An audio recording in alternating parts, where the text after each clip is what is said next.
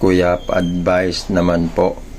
Mayroon po akong sakit, acid reflux, at sumasakit din po yung aking paa at tuhod. Baka ito ay mataas po ang aking uric acid. Hindi po ako nakapag-check up ng doktor dahil wala po akong pera. Pakitulong naman po. Pasensya na po sa abala. Okay. Ang may advice ko sa iyo, makinig ka ng mabuti. May awang Diyos. Gagaling ka rin ng karamdaman mo. Ang sakit mo, nangailangan po yan ng doktor. At sabi mo, wala ka pong pambayad ng pangkonsulta. Ang gagawin mo, pupunta ka sa health center sa barangay ninyo. Tapos makiusap ka doon. Humingi ka ng tulong dahil ang mga barangay po natin, sa pagkaalam ko, mayroon po yung mga programa, yung pong medical assistant. Sigurado hindi ka tanggihan doon.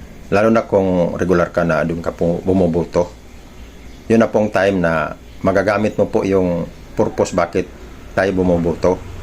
At yun na rin po ang time na matupad na po ang mga pangako sa mga binubuto natin. Kasi wag natin ikahiya yung ating mga kahirapan, wag natin ikahiya, ilapit yung ating karamdaman doon sa kinaukulan. Kasi sabi nga ng motto ng mga doktor, ang kalusugan ay kayamanan. Sana po nakatulong. Maraming salamat po sa Diyos.